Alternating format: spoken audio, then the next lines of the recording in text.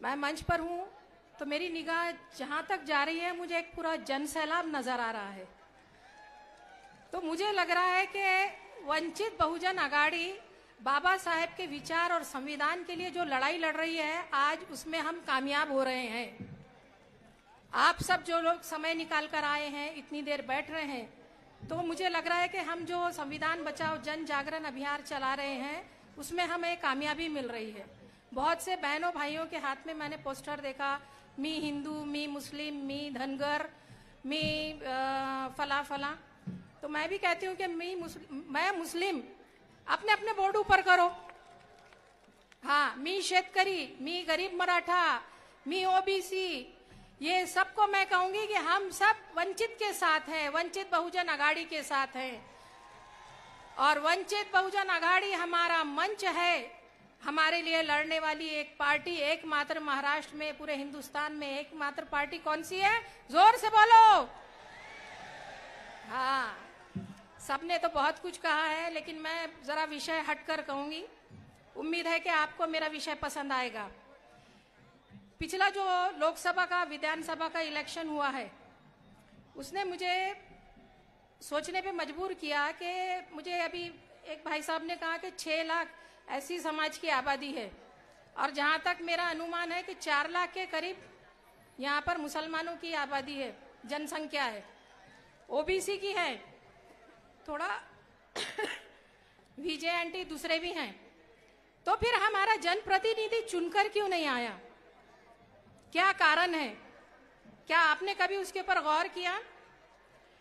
मैं आपको थोड़ा सा इतिहास में ले जाऊंगी कि पुराने जो थे, अड़सुड़ साहब, सब पहचानते हैं ना उनको, जो हार गए, जिन्हें हराकर नवनीत राणा चुनकर आई है।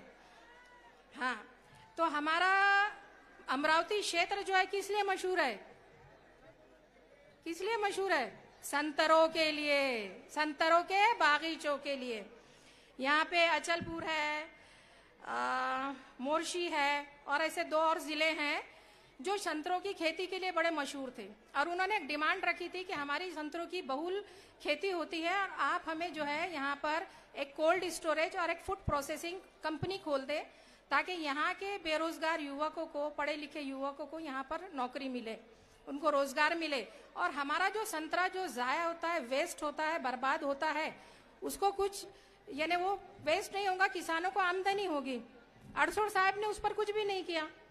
वो विषय को लेकर कौन आई? हमारी प्रिय नवनीत राणा जी आई।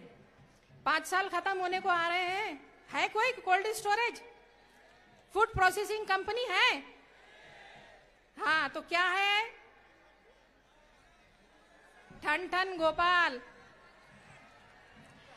अब हम ये देखते हैं कि 2019 में लोकसभा का इलेक्शन हुआ। अब यहाँ बौद्ध बांधवों की, मुसलमान बांधवों की इतनी सारी लोक संख्या है, और हमारी राष्ट्रवादी जो पार्टी है भारत की और कांग्रेस, उनको एक ऐसी जो कहना चाहिए उम्मीदवार नहीं मिला। उन्होंने किसको समर्थन दिया? आजाद नवनीत राणा को दिया ना। क्यों दिया? कि इससे पहले गवई साहब, याद है ना आपको, राज्यपाल थे, वो चुन कर आए थे, और सबको मालूम है कि अमरावती जिला जो है किसके लिए राखी हुआ है? एससी समाज के लिए, है क्या नहीं? तो उनको लगा कि भाई अब अगर गवई साहब के बाद अगर हमने कोई कैंडिडेट दिया तो ये समाज का प्रतिनिधि मिल जाएगा, ये समाज तरक्की कर लेगा। तो इतनी पुरानी कांग्रेस पार्टी, इतनी पुरानी राष्ट्रवादी पार्टी, और उनको जनाब कोई कैंडिडेट ही नहीं मिला।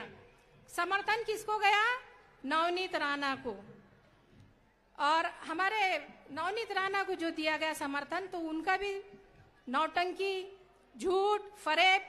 अब आप बोलेंगे कि ये 3 शब्द मैंने क्यों यूज किया? झूठ तो ये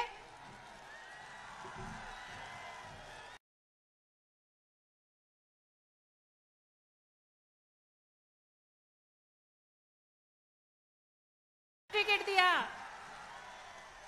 जिसमें आप हाई कोर्ट में हार गई, सुप्रीम कोर्ट में आपका केस गया है। नौटंकी क्या है? सिनेमा की, पर्दे पे रोना, हंसना, गाना, ठुमके लगाना। और फरेब क्या है? फरेब ये है कि मुसलमानों का, बौद्ध बंधुओं बहनों का, ओबीसी समाज का वोट लेके आज उनके खिलाफ आप खड़ी हो गई हैं। उन मुसलमानों से कहती हूँ, आज 1.25 लाख के करीब पॉपुलेशन जो है सिर्फ अमरावती में ही है, उन्होंने वोट दिया, ओबीसी समाज ने दिया, एससी समाज ने दिया, और आज मुसलमानों को क्या मिल रहा है? मस्जिद के सामने हनुमान चालीसा मिल रहा है उनको।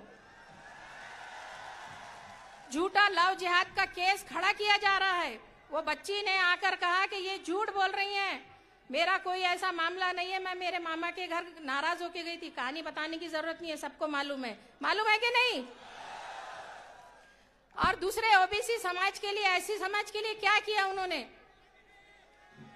अच्छा वो तो छोड़ो, आप एक महिला हो ना, तो महिला के साथ बलात्कार हुआ तो आप किसकी तरफ खड़ी थी? पीड़िता की तरफ के आरोपी की तरफ? आप किससे लड़ी थी, किसके लिए लड़ी थी? इसका भी जवाब दीजिए। आरोपी को बचाने के लिए? तो ऐसे में हम महिलाएं कहां सुरक्षित है? सुरक्षित है क्या? और एक और बात कि कांग्रेस ने और शरद पवार जी ने उनको समर्थन दिया। कभी कभी तो मुझे लगता वो कौन सी इसका गाना नहीं है कि एक ठुमके में कौन सा उधार ले ले, तो मुझे लगा कि एक ठुमके में पूरा अमरावती ले ले, यही लगा भाई मुझे।